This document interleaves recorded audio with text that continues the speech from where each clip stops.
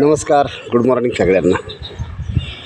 आता एक प्रयोग केला आहे मी, दाखवतो तुम्हाला सगळ्यांना. सोपा आहे, करायला हरकत नाही. एक 5-10 मिनटं वेळ लागतो, बाकी काय नाही. मी काय झालं, जेव्हापासून पाऊस चालू झाला आहे ना, शक्यतो घरातले जे वॉश बेसिनचे म्हणतो आपण, ते बरेचसे नळ किंवा आंघोळीच्या पाण्याचा माझा प्रॉब्लेम सॉल्व होतो जोपर्यंत पाऊस चालू असतो. काय स्टोरेज करून नाही ठेवत पाणी मी.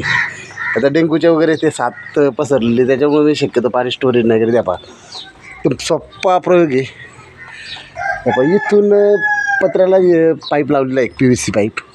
त्याच्यानंतर ते पाणी आहे ना, आता हे झाड असल्यामुळं झाड तर काही तोडू शकत नाही पाण्यासाठी. मी ते पाणी याच्यात येते आणि या बॉटल आहे मोठी आपली, ती बॉटल एक कापलेली आणि त्याच्यातून हे नळ कनेक्शन घेतलं आहे.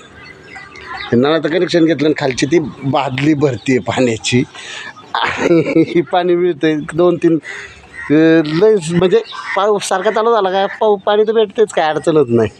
आता एखादा प्रयोग करायला हरकत नाही, करून पहा एकदा. म्हणजे ते टाईमपास म्हणून करायचं.